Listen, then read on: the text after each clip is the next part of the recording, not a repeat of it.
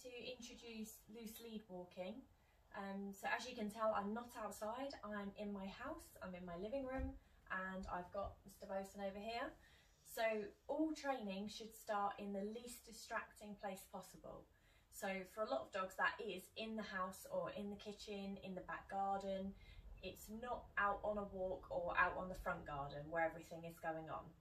So the reason for that is you need to build up all of your loose lead walking techniques with the 3 Ds. So the 3 Ds are duration, distraction and distance. But you must build those 3 Ds up separately, individually and gradually. You can't expect a dog to be able to do all 3 Ds in one go, and certainly not in a training session or in a walk.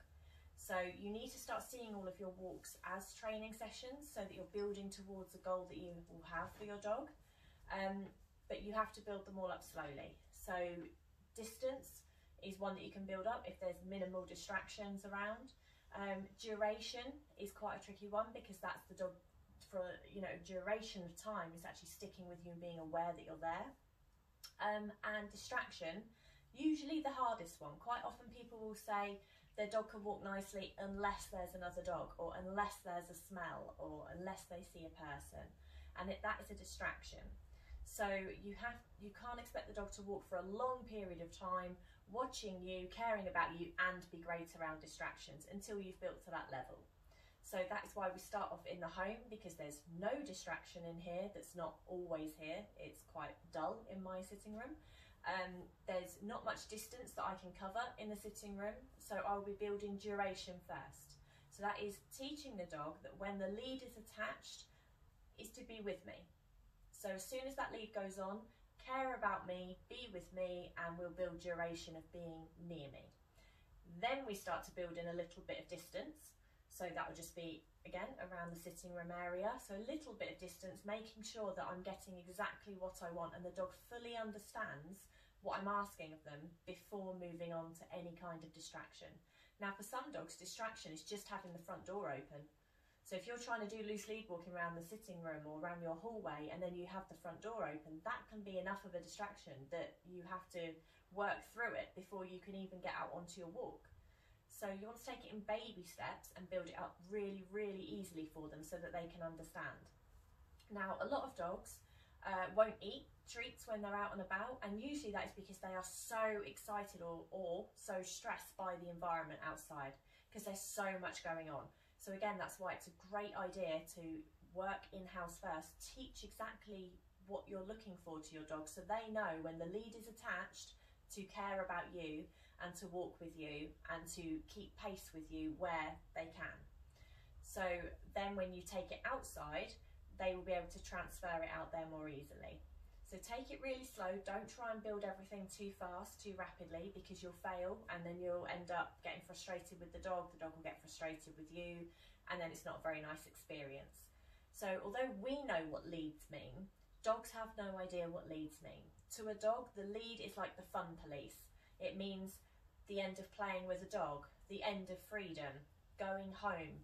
It could mean going to the vet. It's not necessarily a great thing for a dog, a lead. Now, the only reason I use leads is 1, to prevent the dog getting hit by a car, and 2, to prevent them getting into trouble with another dog. So if another dog doesn't like other dogs and they're on a lead, my dog will go on lead. If I'm near a road, my dog will go on lead because I'm near traffic. They are the reasons for leads. There's no other reason for them. Now, sometimes they're needed because the dog won't come back, so therefore you have a recall issue, not necessarily a lead issue. But dogs need to be taught what you want from them from baby step, very scratch, and then you build in your 3 Ds going forward. And that's with every single thing that you want to teach your dog, not just loose lead walking. But today that's what we're focusing on. So I've got my high value treats here. So for Bosun, high value treats is cocktail sausage. He loves it. Now, usually in the house, I wouldn't necessarily use high value treats because there's nothing going on. As I said, I would tend to save them for when I'm outside. Sorry, but I didn't have anything else. So as I haven't got anything in, I'm going shopping tomorrow. So he's got cocktail sausage. So I cut a cocktail sausage up into 20 pieces. So that's lengthways twice and then five little bits as well. So the reason for that is I don't want the dog to get fat or full up. I want to be able to reward them little and often without them getting full up or without them getting bored of the treats and without them getting overweight, because that is a huge problem in the dog world as well. Dogs are becoming overweight, and if your dog is on lead, it's unlikely to be off lead, and then if you're ploughing it with loads of food, you're going to end up with a chunky dog, which we don't want. So make sure that your treats are nice and small. They're high value, they taste nice, but they're small. And what I do with my high value treats, as I said, is I reward little and often. So I reward in the place I want the dog to be. So in the case of loose lead walking, I reward Bosun for being at my side. So this is where I want him to be. And now he doesn't have to do heel walking necessarily. I'm not looking for heel walking. Heel walking is a bit of a boring thing, and it's not really necessary either. I don't need him to be staring at me the whole time or walking right at my heels. It's not necessary. What I need from him is not to pull me. So I will walk if he walks on a loose lead, and he can have the freedom that he likes whilst on the lead if he's walking nicely. So loose lead walking is what I teach. I do not teach heel walking. So this will help you with your dog, for them to realise if they want to move and they want to walk, then they have to walk on a loose lead, and they have to be aware that you're attached to the end of it. That's the main thing. Be aware that I'm on the other end of this. So you don't pull your dog and your dog won't pull you. And it's very, very important that you have manners on your side of the lead too. So many people want their dog to walk nicely, but they pull their dog back, or they wrap their lead round their hand and they don't give them any freedom to move around, and then they say the dog pulls. Well, yes, the dog will pull because you haven't got manners on your side of the lead either. So you have to teach yourself to have manners when your dog is on lead. If you want them to walk nicely, teach them how to walk nicely. So I'm using my 2 metre flat lead. So there is a video that I have for desensitising dogs to wearing harnesses, collars and leads.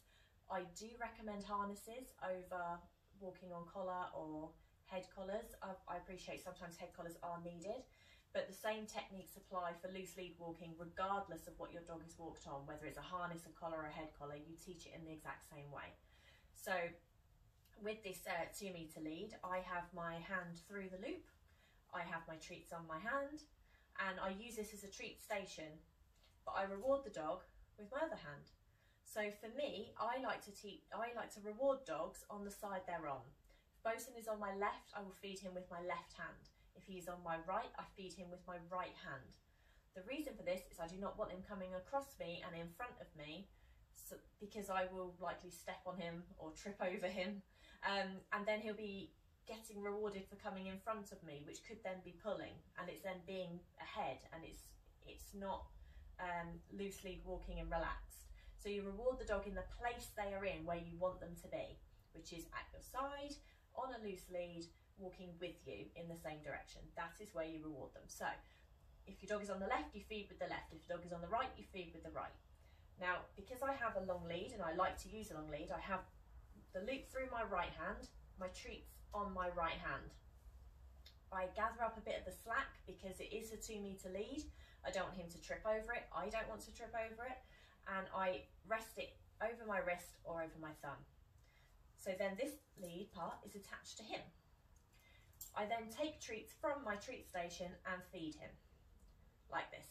So you may find it's more comfortable for you and easier for you to have treats in a pocket or in a pouch on the side the dog is on, and just to take from there and reward. Sometimes for people that's just easier. Everyone has their own preference of how they like to deliver food and where they like their food to be kept, but that is perfectly fine. As long as you're feeding the dog on the side that they're on, that's fine. So what I do is I don't put pressure on the lead at all. If he pulls me, I refuse to move. That is all I'll do. I just won't move. I'm not going to pull him back. I'm not going to make a big deal out of it. I'm just not going to move. So the only way for moving forward is for Bosun to be walking on a loose lead with me and being aware that I'm attached to it. That is the way he moves forward. Now, movement is really, really reinforcing to dogs. In quite a lot of cases, it's actually more rewarding and higher rewarding for dogs than food or than toys or praise or fuss. Movement is what they want. That is why they go for their walk. It's what they enjoy. Particularly dog types like huskies and things, they prefer movement. So if your dog is walking nicely, reward them with movement and in the direction they want to go in. If they're pulling, do not move, because you will be rewarding the pulling with movement. So you have to be so consistent with that and careful with that, that you are not encouraging pulling in any way.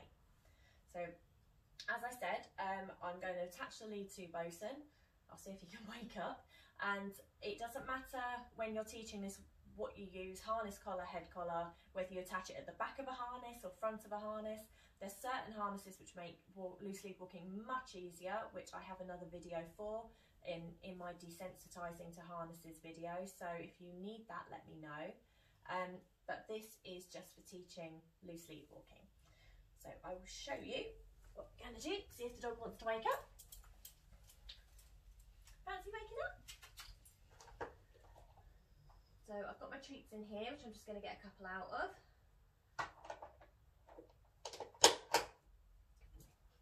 So although Bosun is here, I'm not going to go to him and clip the lead on him. I want to make sure that he wants to be involved in this, that he wants to train and do this.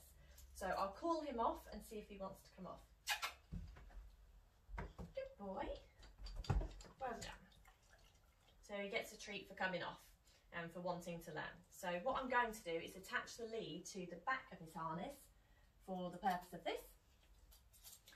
And I'm going to reward him just for being near me. So as I said, when the lead goes on, the treats come out and you start rewarding the dog for being near you, for caring that the lead is attached, and it doesn't just mean that we're going flying out the door and going for a walk. What it means is pay attention and be near me. So someone's particularly tired today. It doesn't matter if the dog is sitting, laying down, standing, the position isn't relevant, it's just being near you is what is relevant. So what I am going to do, I'm going to throw a treat away to get him to move so he acts a little bit more like your dogs maybe at the moment, where you've picked the lead up and it's now attached and they're going a bit balmy. So if you have that, this isn't a very accurate representation of what you may be getting. So you'll notice I've got a runner out here. This is because I have laminate flooring, and I'm not a fan of dogs slipping and sliding around on laminate flooring. They can trap nerves and catch all kinds of get nerve damage. So I like to, where possible, try and cover the floor if I'm going to be getting Bosun to walk on it. So if you have laminate flooring, please try to use the garden or use a mat or something on the floor that's not going to slip. That would be really, really good for your dog. Well done. Right, so we'll chuck a treat away and see if we can get you up. Find it. Good boy. There we go. So as you can see, so the loop, loop over my wrist, treats are in my treat station. This bit is going to rest over here under my thumb.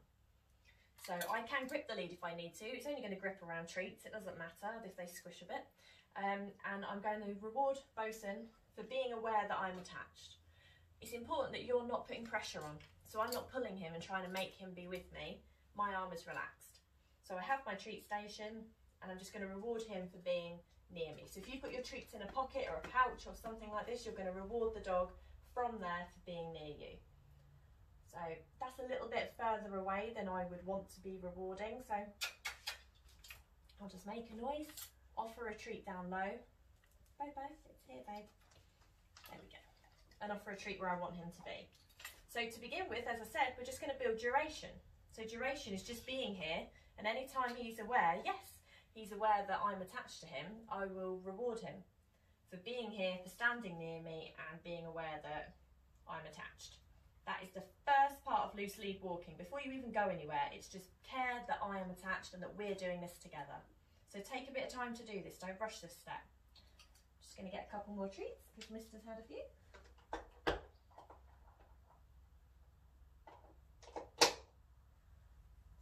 So I'm just going to make sure this isn't in his eyes, it's on that side of him. Good boy. So now what I'm going to do is take a step. As I take a step, I expect him to take a step with me. So if he doesn't, I can encourage him. I can put an arm down with a treat to get him to come with me. I can make a kissy noise. But what I want is for him to come with me and be rewarded for taking that one step. So again, so take a step, dog should come with you. So you just reward that. You want to turn away from the dog so that they come with you again, and then reward them again for being close to you. You're just building so much value in the dog being here. All here is what you want. is the dog to find this super valuable. So when you take steps, they want to come with you and then care that you're here. So you're not having to watch them all the time. You just know that they will do this. Good boy, well done. And then when I take his lead off, he's free. So I tell him, you're free. Go be free. Go do what you want. You don't have to care about me anymore.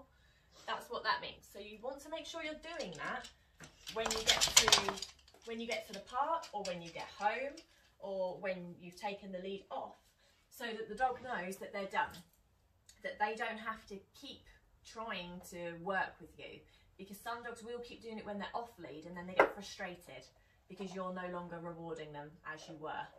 Thank you. Can you find manners? Thank you so much. So we'll go again. We'll do a couple more steps. Oh, someone's woken up.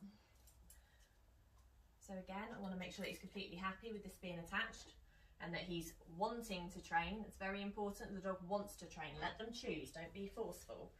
We might want to train, they might want to sleep. So I'm going to take a step. If he comes with me, gets a treat. Take another step, and he gets a treat again. Now I'm going to try a couple of steps. And we still get the same thing. So as long as he follows, it's great. Now it's much easier to turn away from your dog when you want them to come round than it is to try and walk into them. So quite often people try to do this and it's a little bit difficult when, see, the dog has to back up and shuffle backwards, which can make them not want to be next to your legs and next to your feet, because you're likely to step on them, kick them, walk towards them. So it's better, if you want the dog to follow you, is that you turn away from them. Good boy. And this acts as a bit of a lure as well, so he's got something to focus on, something to look at. Good boy. All done. So he knows he's free, he's all done, he can wander around again. So, leave that there. So that is your basic foundation step to loose lead walking. It's not hard, but it does require you to be consistent.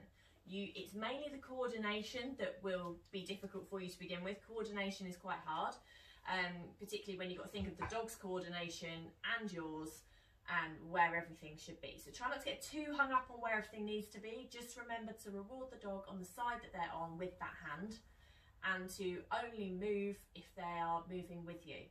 If you get a pulling, you stand still. You refuse to move. You just completely stand still and refuse to move until the dog looks at you, until the dog acknowledges you, until the dog is aware that you are not moving. So if they look at you and acknowledge you and they've loosened their lead off a little bit, I would say okay, and I'd walk forward and that would be fine at the early stages of training. So as long as they're acknowledging that they pulled and you're not going to move, then you can move forward when they acknowledge you and go, oh, okay, it's because you're attached, that's why that didn't work. As it progresses, I actually want them to walk with me, and if they pull ahead or they get pulling, I expect them to put themselves back roughly where they need to be, because that's what I build towards again, gradually. So instead of just accepting a look back, I then expect them to do a turn back, or then a turn and then walk towards me a little bit, and then I'll keep moving. So again, you build that up gradually. You can't expect a dog on day one to walk with you, and if they don't, they turn and come all the way back to you and walk at your side and then go again, because it's unrealistic. Dogs don't do that. So you have to be very, very fair in your training. So just start it off in the house, in the garden, and then on your front garden, or even with just the front door open. Start that off and then build up your loose lead walking. Okay, and good luck.